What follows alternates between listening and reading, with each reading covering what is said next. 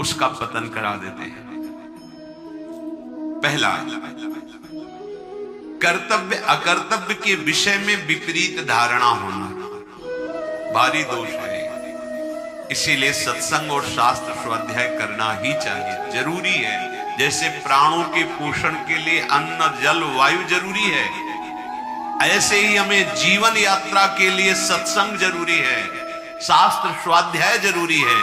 मुझे क्या करना चाहिए क्या नहीं करना चाहिए इसका ज्ञान होना चाहिए। हम कोई पशु नहीं है, मनुष्य शरीर है। कर्तव्य अकर्तव्य के विषय में विपरीत धारणा, ये करना चाहिए ये नहीं करना चाहिए, ऐसी उसकी कोई धारणा नहीं। जो मन में आया सो कर रहे हैं। ये क्या है? प्रमादी मनुष्य का लक्षण। अहंकारी, मद दोष से युक्त ये पतन को प्राप्त होता है, दुख को प्राप्त होता है। दूसरा, असत्य भाषण में सुख मानना। देखो, क्या झूठ बोलने के बाद आपको जलन होती है? मैंने क्यों झूठ बोला? आपका हृदय जलता है? नहीं। तो प्रमाद स्थिति है। मद रूपी दोष के ये 18 लक्षण बता रहे हैं जो नाश कराते, पतन कराते हैं। तो झूठ एक तो बोलिए मत। कहीं ऐसा अवसर हो किसी के प्राण बच रहे हो, किसी का बहुत मंगल हो रहा हो, व्यर्थ में केवल झूठे ही लेना, झूठे ही देना, झूठे ही भोजन, झूठ चबेना, व्यर्थ का प्रपंच। झूठ क्यों बोलते हो? राधा राधा राधा, उचित बोलो। कई लोगों का मानना है कि झूठ के बिना व्यापार ही नहीं चलेगा। नहीं नहीं, ऐसा आपकी मान्यता है ऐसी, लेकिन ऐसा नहीं है। आपकी मान्यता है, आपने असत्य को स्वीकार कर लिया, इसलिए ऐसा आपको अनुभव हो रहा है। आप सत्य पे चलिए, उचित मुनाफा लीजिए। सब कोई जानता है व्यापार मुनाफे के लिए किया जाता है, परिवार पोषण उसी से होता है। तो ऐसा नहीं कि उसमें आप झूठ बोले कि कसम से कहते हैं 120 का लाए हैं, बस आपको कोई मुनाफा नहीं, 120 का दे दें। घर के हो आप, ले नहीं नहीं हम 110 अब इसके नीचे नहीं। अब कहां गई तुम्हारी कसम? अभी बोल ले, मतलब झूठ। हम कितने का लाए तुम्हें मतलब नहीं, मैं 120 का देंगे आपको, लेना ले चले जाइए। हमारी दुकान में फिक्स रेट। जब लोग जान जाएंगे कि आप सत्य से चलते हो, उचित मुनाफा लेते हो, कोई मोल भाव करने वाले की जरूरत नहीं। थोड़ा ये बेईमानी से 150 रुपया ज्यादा आ जाएंगे तो जाके लाखों का हिसाब बना देंगे निकलने का। ये भी तो दिमाग में रखो। हाँ, वो हिसाब ऐसा बनाएंगे लाखों रुपया दवाइयों में जाएगा। होश होश। अधर्म के द्वारा कमाया हुआ धन न इस लोक में सुख देता है न परलोक में। कह रहे हैं कि असत्य भाषण, झूठ बोलना। तीसरा है सबके गुणों में दोष दृष्टि देखना। जहां किसी की बड़ाई सुनी शुरू, कमी देखना। दोष है जैसे मदिरा पीना, व्यभिचार करना, जुआ खेलना, हिंसा करना, धर्म विरुद्ध आचरण करना, ये दोष है। इनको अपने अंदर से त्यागना है। दूसरा कोई हमारा मित्र है तो उसको सलाह दे देते हैं कि आज सत्संग में सुना है ऐसे ऐसे दोष नहीं करने चाहिए। पर अपनी क्या वृत्ति होती है कि जो वास्तविक प्रशंसनीय है सद्गुण, उनमें भी दोष दर्शन करना, कहीं न कहीं छिद्र देखना और उसको विस्तार पूर्वक वर्णन करना। जो तीसरा ये पतन का मार्ग का दोष है, सबके गुणों में दोष निकालना। चौथा, हर समय स्त्री विषयक कामना से युक्त रहना।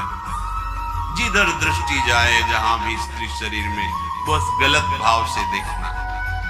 पांचवा है सदा धनोपार्जन में ही वृत्ति लगाए रखना। धनोपार्जन के लिए शारीरिक सेवा श्रम आवश्यक है, जो आपको मिला है, लेकिन मन रखो जहां कृपा निधाना। चित्त वृत्ति प्रभु के चरणों में लगाओ। अगर चित्त वृत्ति भी धन के चिंतन में लगी, शरीर भी धन की क्रियाओं में, तो फिर भोग बुद्धि रहेगी, योग बुद्धि तो रहेगी नहीं। तो मनुष्य जीवन का लाभ क्या मिला? और जब केवल धन चिंतन की वृत्ति आती है तो धर्म अंतर्ध्यान हो जाता है। छठवां, भोग इच्छा। रसेंद्री, जनेन्द्री, नेत्रेंद्री, श्रवणेन्द्री, घ्राणेन्द्री, इनका केवल एक ही लक्ष्य, भोगो भोगो। हम भोगों को नहीं भोग रहे, भोग हमें भोग रहे हैं, प्रतिपल हमें नष्ट करते जा रहे हैं।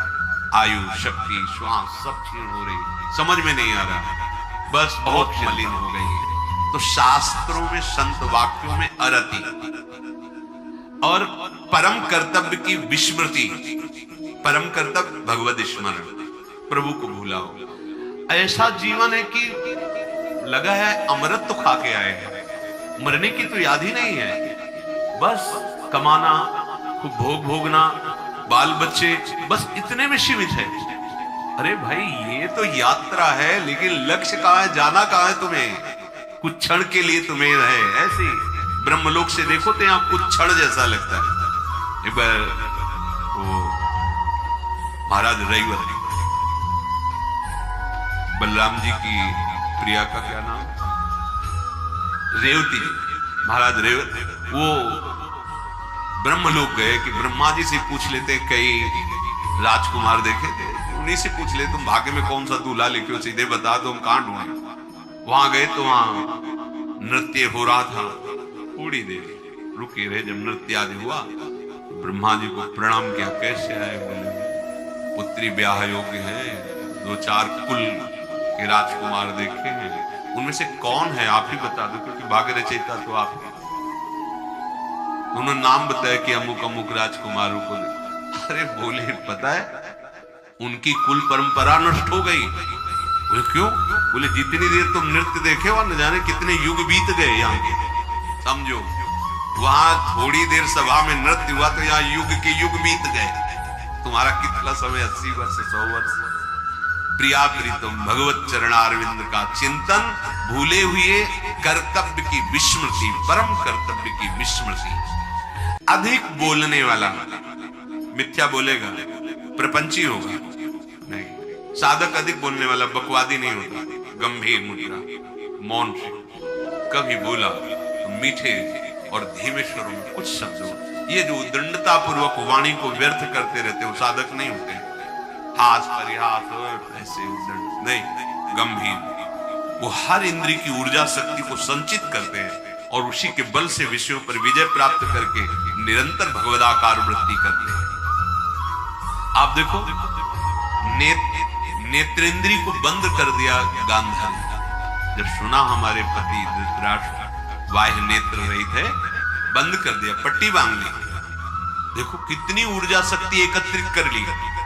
जब महान महाभारत का युद्ध और देखा कि भगवान श्री कृष्ण उधर हैं तो मुश्किल हो जाएगा दुर्योधन को बचना, उनका बेटा तुम निर्वस्त्र होके आज मैं पट्टी खोलूंगी अपनी आंखों की, तुझे देखूंगी, मेरी जहां दृष्टि पड़ेगी वज्र का शरीर हो जाएगा तेरा, क्योंकि मैंने नेत्र शक्ति को रोका है।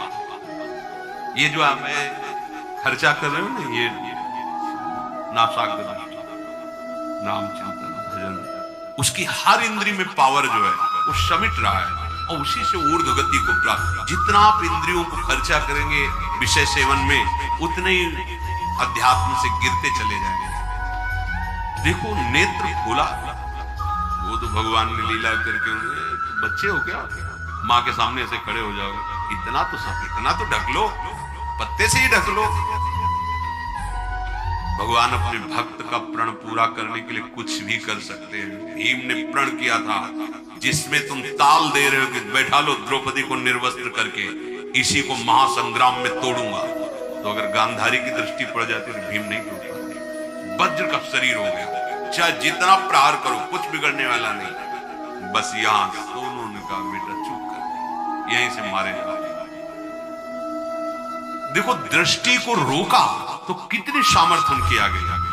पहले जैसे ऋषि जन थे, बोल दिए सहज में कि ऐसा ही होगा, वैसा ही होगा, क्योंकि वो कभी झूठ नहीं बोलते, कभी वाणी को व्यर्थ नहीं बोलते, क्योंकि उनकी जितनी वाणी की सामर्थ्य है वो सब संचय करते थे, सत्यवादी थे, निरंतर मंत्राकार वृत्ति रहती थी, तो उनकी वाणी सत्य होती थी, उनका निर्णय सत्य होता था, उनका दर्शन सत्य होता था, उनकी चेष्टाएं सत्य होती थी। यहां कह रहे कि जो अधिक बकवादी है, बहुत सावधान। उपासक चाहे स्त्री शरीर हो चाहे पुरुष शरीर, सबसे ज्यादा वाणी से अपराध होता है, इसको मौन रखिए।